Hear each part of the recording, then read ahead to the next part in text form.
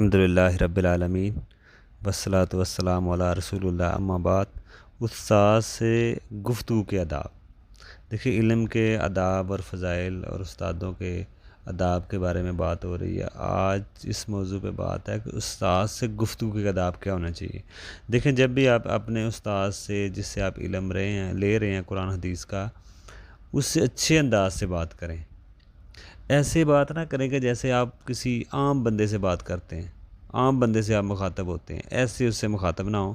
اور اگر استاد کو آپ دیکھیں کہ کوئی مسئلہ بتا رہے ہیں کوئی دین کا، تو آپ پہلے بھی اگر آپ نے سنی ہو بات تو استاد کو آپ ایسے نہ لگے کہ آپ نے پہلے بھی سنا ہے۔ آپ کو ایسے آپ محسوس کرائیں کہ جیسے آپ پہلی بار سن رہے ہیں، یعنی کہ استاد کو ایسے لگے کہ آپ نے پہلی بار ہی یہ سن رہے ہیں۔ تو یہ اس میں ادب میں یہ بھی بات شامل ہے کہ آپ یہ نہ پہلے ہی کہہ دیں کہ میں نے تو یہ سنی ہے۔ یہ ایک استاد کا ادب ہے۔ دوسرا ادب ہے، اگر کوئی آپ کو کسی بات کا پتہ ہے تو وہ استاد سے نہ پوچھیں، اگر پہلے ہی آپ کو پتہ ہے کسی چیز کا۔ دوسرا بات، طالب علم کو چاہیے کہ وہ اپنی بات پوچھنے سے پہلے استاد کی بات مکمل ہونے دے، یعنی کہ وہ یہ نہیں کہ استاد کی بات ہی کاٹ دے، استاد کی بات کو مکمل ہونے دے پھر اپنی بات کرے۔ یہ بھی ایک ادب ہے۔ اسی طرح دوسرا ادب جو ہے وہ طالب علم کا جو دل ہے، دماغ ہے، وہ کلاس میں حاضر ہو۔ یہ نہیں کہ کلاس میں بیٹھا ہے اور دل و دماغ کہیں اور ہی ہے، ایسا نہیں ہونا چاہیے۔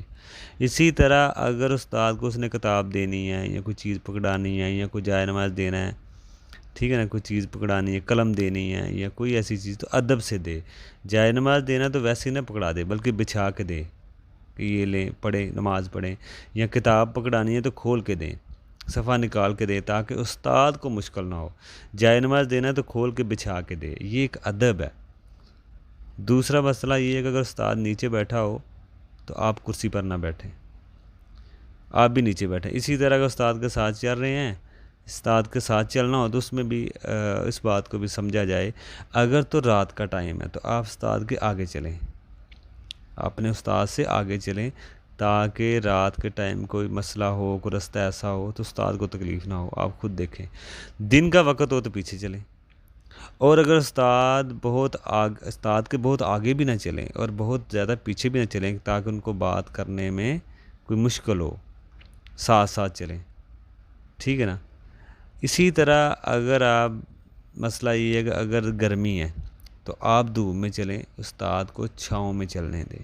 اگر سردی ہے تو آپ چھاؤں میں چلیں، استاد کو دھوپ میں چلنے دیں۔ یہ دیکھیں استادوں کا کتنا ادب کا خیال رکھا گیا ہے۔ اسی طرح دوسری بات، اگر استاد کو آپ ملنے کوئی آیا ہے تو طالب علم تو آپ اس کو جانتے ہیں، تو بجائے کہ استاد اس سے کچھ پوچھے، آپ خود ہی تعارف کرا دیں، تاکہ استاد کو کوئی مشکل نہ ہو۔ اگر اسی طرح استاد کے ادب میں یہ بھی بات شامل ہے کہ اگر استاد آپ کو کہیں رستے میں ملتا ہے تو آپ دور سے پہلے سلام کرنے میں پہل کریں، سلام کرنے میں پہل کریں۔ دوسری چیز کہ استاد ہی کہیں پہ دور ہے، رستے میں آپ ملتے ہیں، استاد دور ہے، دور سے سلام نہ کریں، یہ بھی استاد کی ادبی ہے، قریب جا کے سلام کریں۔ اسی طرح مسئلہ یہ ہے کہ جو لوگ استاد سے سوال کرنے میں شرم محسوس کرتے ہیں، یا تکبر کی وجہ سے یا شرم کی وجہ سے، وہ علم نہیں سیکھ سکتے، وہ طالب علم نہیں علم سیکھ سکتے، کیونکہ وہ شرم کی وجہ سے وہ پیچھے رہ جائیں گے، یا تکبر کی وجہ سے۔ تو تکبر کی وجہ سے بھی انسان علم نہیں حاصل کر سکتا، اور شرم کی وجہ سے۔ جب بھی کوئی سوال آپ کے دل میں پیدا ہو، وہ آپ استاد سے پوچھنا چاہیے۔ تو یہ اہل علم جس طرح علم سیکھتے تھے، اس طرح آداب بھی سیکھتے تھے، اور علماء کا احترام کا بھی وہ خیال رکھتے تھے سلف اپنے، جن سے وہ علم حاصل کرتے تھے۔ اس لیے اللہ تعالیٰ نے ان کو علم کو ابھی بھی محفوظ رکھا ہے، اور ہم اس کو پڑھ رہے ہیں کتب کی شکل میں، یا جس طرح بھی ہے۔ تو اس لیے ہمیں بھی استادوں کے مقام کا خیال رکھنا چاہیے۔ اللہ تعالیٰ ہمیں عمل کی توفیق دے۔ السلام علیکم۔